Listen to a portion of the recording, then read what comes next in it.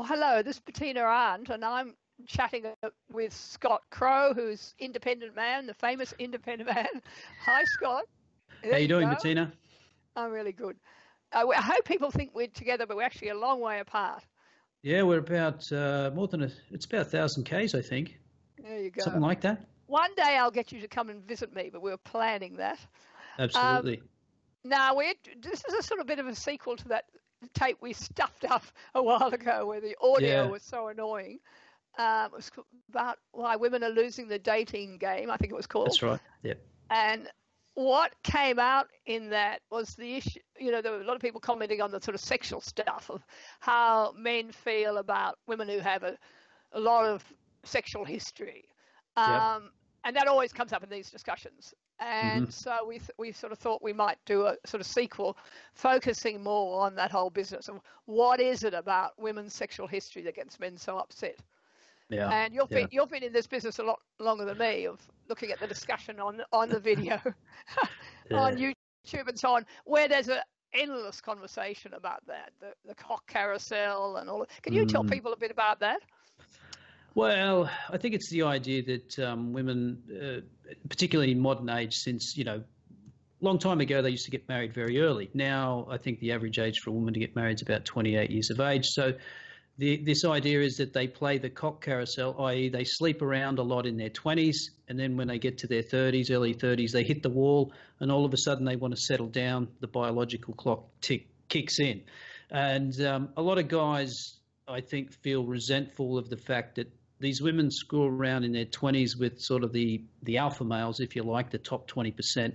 And then when they hit their 30s and they look around, there's not that many guys their age that want to be with them, which I don't think is necessarily true.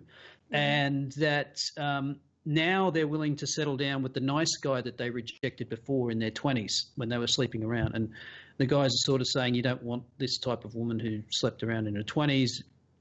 And now she wants to settle down with you because, all of a sudden she wants to have kids.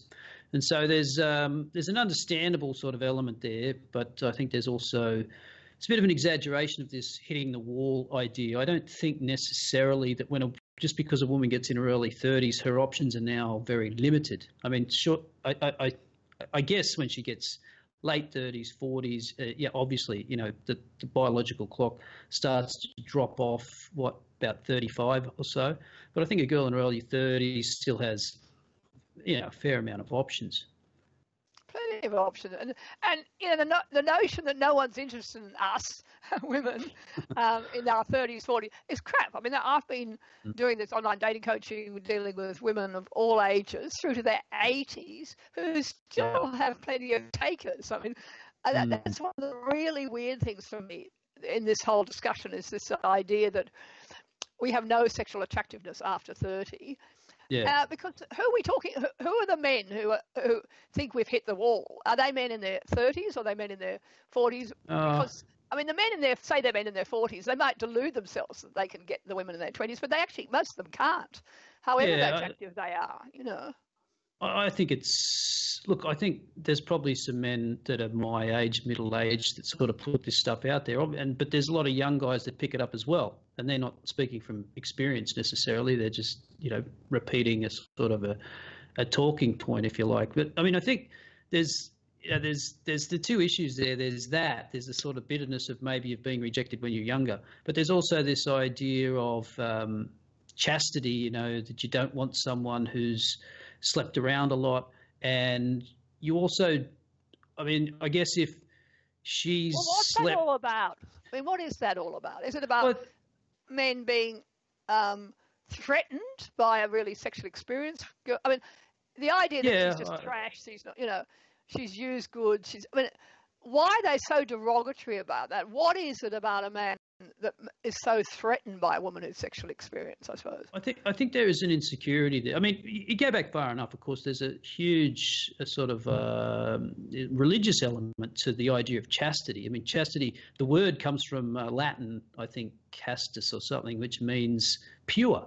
I mean, that's what it means. And there's a long tradition of that through churches, not just through Christianity, through Islam, about being pure and not having sex before marriage. And, of course, I mean, right up until the 50s, women got married sort of, 21 years of age. That was normal. So you didn't have that much opportunity to sleep around as it was. So I think there's that element. And then I think there is this insecurity that perhaps, she slept with more than me. She's had a dozen guys and I've had 5 girls. And there's an insecurity there. And I think also the fact... Is that about being compared? I mean, am I a good enough lover? Did she have men with bigger cocks than I have? All that stuff. Well, yeah. I'm sure that plays into it. Yeah, absolutely. In this whole discussion around this on the internet, there's so much stuff that's totally wrong. This assumption that women are interested not just on the bed, that women see it as a great thing to screw around and, acquire lots of lovers, and that's a kudos for them. There are some women like that, but I think they're a tiny group. I mean, I've spent years and years and years listening to women talk about all this stuff. I used to do, for about 10 years, I was a Clio advisor, on this young women's magazine in Australia, and they all poured out stuff. And the sort of thing most women worry about is when the numbers start to add up. Right. How many is too many? A lot of women really worry that you have a certain number of relationships that don't go where you want them to go, and therefore you find yourself after X years with having slept with so many men, but you didn't want it to be that way. It wasn't that you wanted to go out and screw around. Most casual sex for women is something that didn't work out for them, where they were hoping that this would be the start of something wonderful, a start of a relationship, and they're really disappointed when it doesn't lead on to something. And that's the eternal story from women. Not I'm desperate to get in bed with him because I want a good screw, but warding off him, this whole problem for women of when to go to bed. I talk to women in their 60s about it, as well as women in their 20s, of you're with a guy, eventually you have to go to bed with him, and you may love the idea of going to bed with him really quickly, but you think, well, what will he think of me then? What do you do with that? If I get into bed with him on the first night, there are guys who are going to turn around and say, well, if she does that with me, will she do it with everyone else? A lot of this is a no-win for women too. That's what I think some of these men don't understand, how hard it is negotiating all that. Well, then, there's the obvious hypocrisy is that men are the ones who are driving sex more than women. Men want it more than women. And if men could have more sex, they'd have more sex. The fact is that they can't get it. There's no question. All the sex is being driven by men. The fact that we've talked about before that men are the ones universally who want more sex than women. It doesn't mean that once you get into a relationship with a woman, she might be really up for it. But there's no question in casual relationships and relationships where the two of you have just met, it's much more likely that the guy's putting the pressure on, and she's struggling with whether to resist or not. And women know they very often pay a price if they go to bed straight away, because it doesn't necessarily increase the odds of going into a permanent relationship. It might reduce it, because the woman who leaps into bed on the first night, all these doubts come into play about what sort of woman is she. And I'm not saying every male reacts like that, but some do. And the ones who do might be the man you were really interested in, when I started off as a young woman, I used to assume this was the 1960s, 70s, and this was the sexual revolution, and there was this big idea that we could go out and do what men have always done, which is, enjoy sex if they want to, not worry about whether it's, what people are going to think of them. There wouldn't be the double standards and so on. And so I sail on thinking, oh, well, that's fine. Any man I want in my life wouldn't be a sort of old-fashioned guy who judged me for my past. And my first marriage actually was to the most wonderful man who turned out to be very jealous. And I foolishly told him at one stage about a couple of relationships I'd had in the past, and it just tore him apart. He just couldn't deal with it. And so I learned to shut up. I learned to not tell people about my sexual history most of the time. And when I always advise women when they say to me, should I tell? I say, no, don't even think about it. You need to be very sure you're with a guy who can handle it. And there's no predicting who can handle it. No, because some guy might ask you what your sexual history is, and then he can't handle it. So, if he asks and he shouldn't be asking in the first place. But That's right. I mean, we you know, shouldn't there's get. a famous scene in the movie Four Weddings and a Funeral, Mm, and with Hugh Grant, with whatever her name is, Ali McGraw, I think it was. No, uh, Andy McDowell. Andy Andy McDowell, McDowell. yeah. Yeah, and she and he's obviously asked that question, and she says, Mm, "Oh, I think I don't know."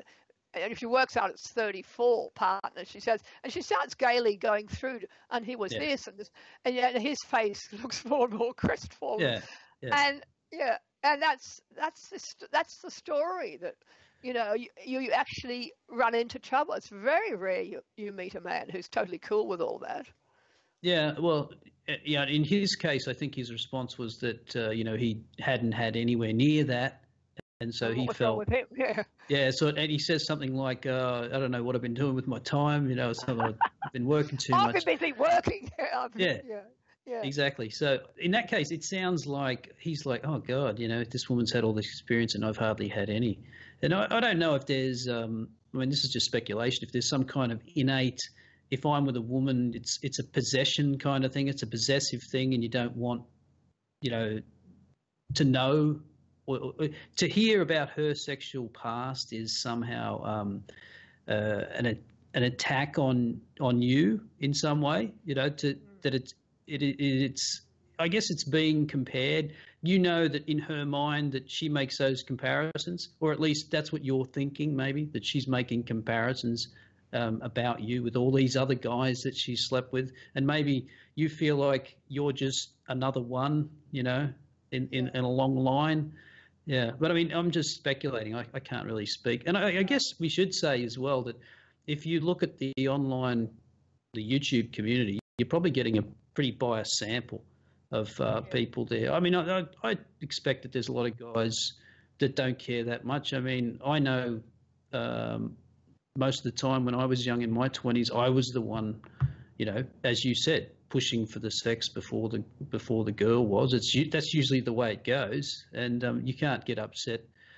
I mean, it takes two to tango at the end of the day, doesn't it? Some men know up front that there's, they'll put women into two categories. There's the I'll sleep with her, but I won't go out with her, and so, but he will.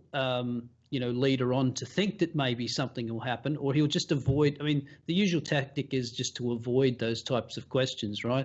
And then you sleep with them, and then afterwards you say, well, we never agreed to anything, so off you go.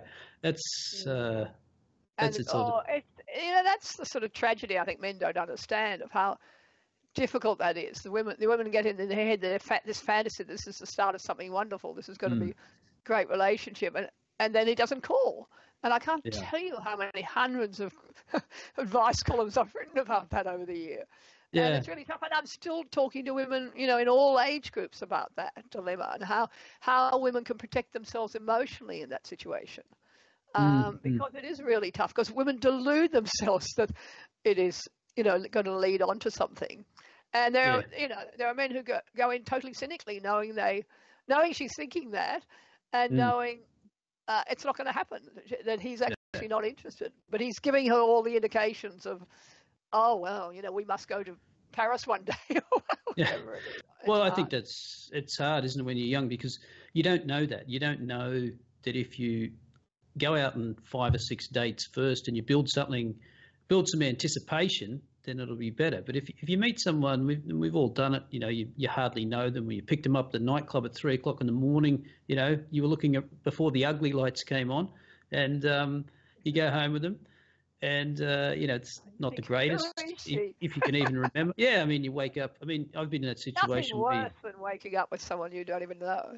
Yeah, and doing the whole picking up your shoes and trying to tiptoe out the door without waking them up, so you don't have to. Don't have to know. It's a show, but I mean, I don't know how you stop that, because to me, at this age in my 40s, I don't want to. It's just of no interest to me. But when I was young in my 20s, I thought that was great. That was awesome. So I just don't know. And what about the whole thing that the assumptions about young women being better? I mean, built into this is some idea that it's better to go to bed with a gorgeous 20-year-old than a less gorgeous 30 or whatever. I would have thought women get a lot better in bed I mean, within reason, Well, but in general terms, when they get a bit more confident and a bit more, you know, likely to help you. And young women expect the men, a lot of them expect men to know what to do, expect men to know how to please them, expect men to give them an orgasm. I mean, all that stuff. Whereas I think many women, as they get older, have the confidence to teach men what they want. Yeah. And I think, and a lot of young men, when you're young, you think that you're supposed to know what to do. Like you think you're supposed to know what to do, and you're going to show a good time, and you don't necessarily have a clue what to do. And of course, she doesn't even know how she gets off yet. She hasn't had enough experience to figure out her own body. And I think that doesn't come till later. But I think it's the trade-off between, well, they look great when they're 20, 22, 23, 25, but they don't necessarily know what they're doing. So I mean, I don't know. I can only speak for myself. The best sex I think I've had is when I got older. With people who had some experience and knew what they were doing, knew what they enjoyed, and were able to tell you. You said to me, even when you were young, you tended to go for women who are older. I mean, that's a European tradition, of course. The idea of going. And look at the French president, Macron. I mean, to the idea of going to a sexually mature woman who will teach you a bit is a perfectly logical thing. Of course, in Australia now, we don't ever talk about that or value that. And if there's too big an age group, we, freak out. Although, I mean, it's also true that on the internet, all my older clients get lots of young men approaching them. And I think that's because I think we're all old fogies and we'd be desperate for it. We all come across really easily. But, I think there's an element to that. I can only speak for myself again, that when you're young and you let's say you have sex with your girlfriend for the first time and she's a virgin and you're a virgin, and it's awkward. She's in pain. It's just weird. And I came away from that thinking that, I didn't want to go through that all the time. I wanted to have someone who had some experience, knew what they were doing. Yeah. But, there's, I think what you hear if you listen to the guys who are sort of ranting on about this is that part of it is the idea of being cuckolded, that a woman who's had a lot of sexual experience is likely to do the dirty on you, is likely to turn around. She won't settle down. She'll go out and have sex even if you got married or whatever. And the logic in that, I think, is peculiar, because there's also the argument that if you've had a lot of sex, you've got it out of your system, casual sex isn't very good anyway. I mean, I know women who married without any sexual experience other than their husband, who turned around and started talking to me, 20 years later, saying, I wonder what it'll be like with someone else. I mean, there's just as much reason to think those women might be likely to stray further down the track than the women who've had a lot of experience. Yeah. Well, you've probably seen the numbers on women who've had, the more sexual partners you have, the less likely you are to stay in a stable marriage or a stable relationship. Now, it doesn't say anything about the women who are in those relationships, whether they're happy or not. I mean, you could be in a stable relationship but completely bored or not happy. But there's two things there. There's women who've had more sexual partners and women who started having sex when they were very young, like 13, 14, 15, 16. They tend to be less likely to be in a stable relationship. I saw this the other day. I think if you wait till you're after 20 to have your first sexual experience as a woman, it's 2/3 of those women by the time they're 35 are in a stable marriage of 5 years duration. But if you had sex, go on. Well, let's just talk. You talk about that, and I want to go back to that. Yeah. And the numbers for the girl, if you had sex for the first time when you were 13 or 14, something like only 28% of those women were in a stable 5-year marriage after the age of 35. Yeah, but look at that. What that's all about is this socioeconomic thing around who has sex early. Mainly, it's less likely to be the well-educated, top end group in society. It's much more likely to be people who are disadvantaged. There's a whole what's the word, cultural, it's a cycle, economic factor. And so the women who are, if you go out to disadvantaged communities, lots of the kids will be having sex at 14. If you look at university students, for instance, who are more likely to be coming from a different background, half of them are virgins in first year university. Yeah. So you've got a totally demographic, you've got lots of women waiting. I mean, this idea that those women go into this rampage of lots of sex through their 20s, it's just rubbish. There's a lot of conservatism, a lot of women waiting, and they're the women who are more likely to marry anyway, those better educated women. So I think there's a confounding of different sort of variables going on there. Yeah. All right, Scott. Well, nice to talk to you. Yeah, good to talk to you again. Okay.